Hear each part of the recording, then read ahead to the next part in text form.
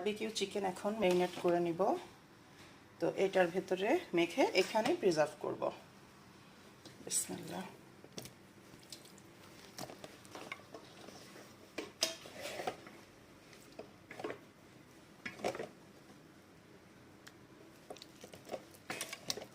আগে এখানে অল্প করে দেখছি কেমন হয় মেখে।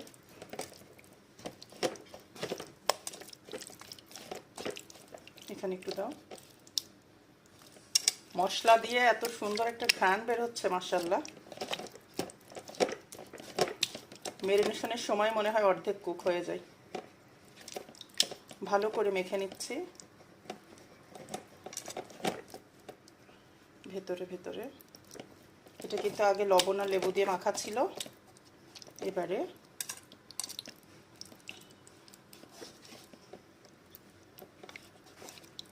মাশাআল্লাহ এই যে হয়ে গেছে।